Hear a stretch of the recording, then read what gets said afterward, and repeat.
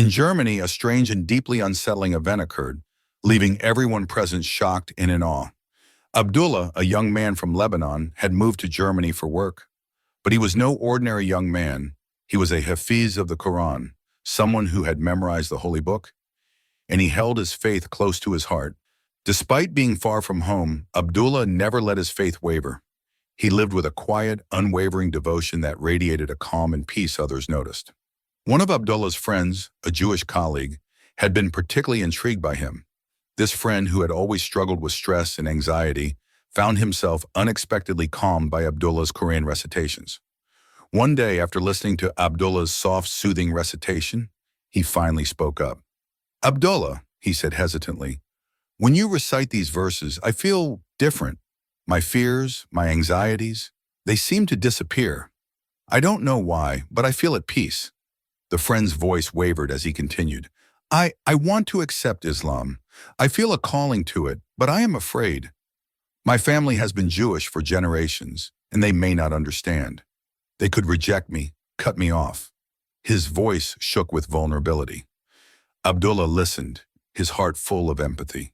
He gently encouraged his friend, reminding him that Allah never leaves his believers alone, and although trials may come, every step taken for truth is blessed by Allah.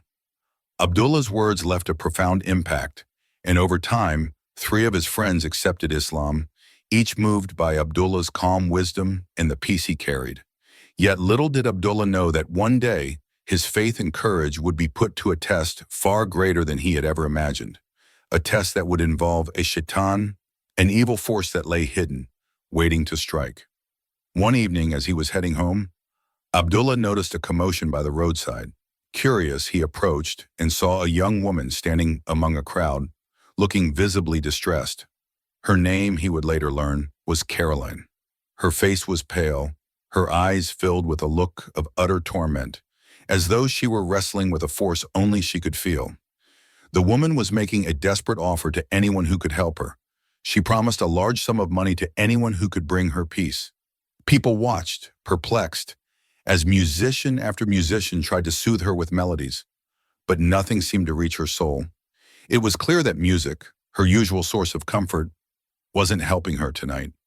Abdullah could sense something more sinister surrounding her, as if an unseen shaitan clung to her, draining her spirit and refusing to let go. He felt a sudden pull, a calling to help her. Watching her suffer, he stepped forward, driven by compassion and an inner strength that was unshakable. He approached her gently and spoke, "If I share something that could bring you peace, something that could rid you of this torment, would you listen?" Caroline's eyes widened slightly, and she nodded, though skepticism shadowed her face. "Everyone else has tried," she said in a defeated tone, "but if you think you can bring me peace, go ahead. I'm willing to listen." Abdullah shook his head gently, saying, "I don't want your money, nor your job. I wish only to share words that may soothe your soul." He took a deep breath, closed his eyes, and began to recite verses from the Quran. إذ قال الله يا عيسى إني متوفيك ورافع. His voice calm, steady, and resonant, filling the air with a sense of calm that wrapped around the listeners like a comforting blanket. The verses echoed through the space, silencing the crowd as they listened, mesmerized by the purity of his voice. But Caroline's reaction was far from peaceful.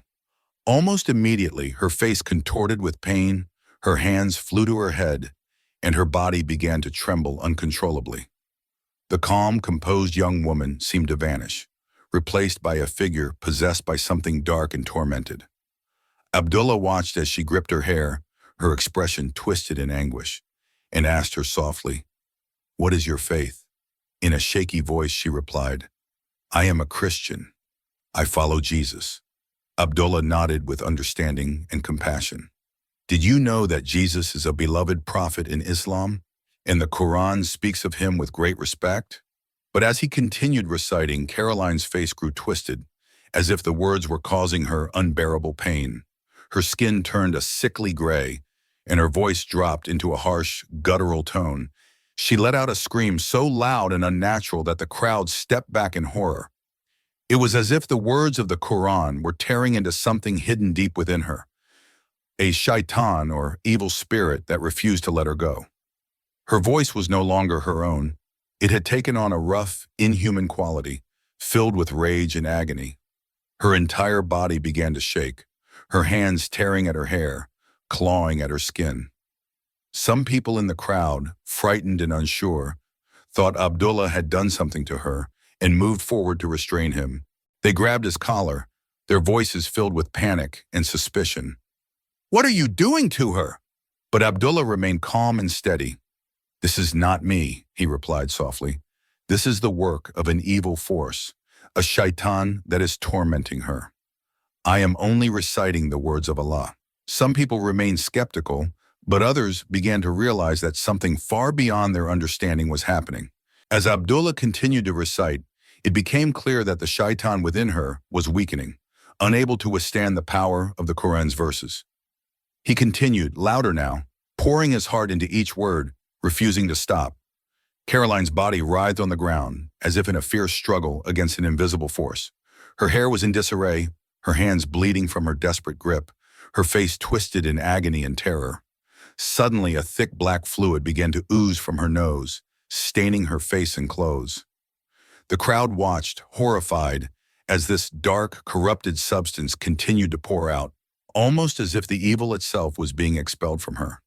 It looked like thick, dark blood, a disturbing sign of the battle raging within her soul.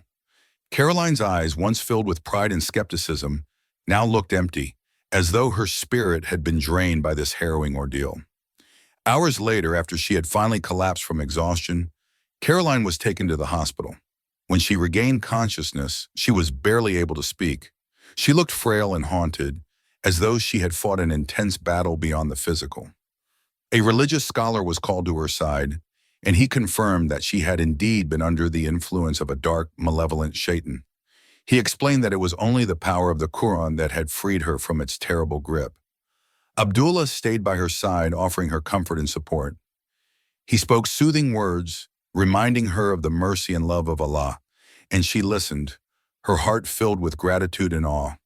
When her family arrived, worried and anxious, they looked on as Caroline explained her experience.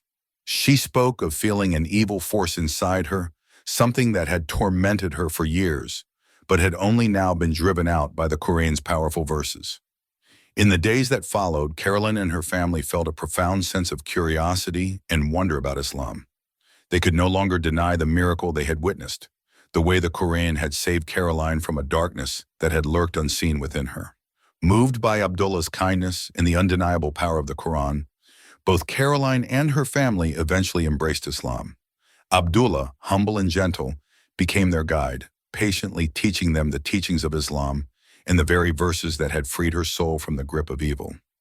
This encounter left a deep, lasting impact on everyone who had been present that night.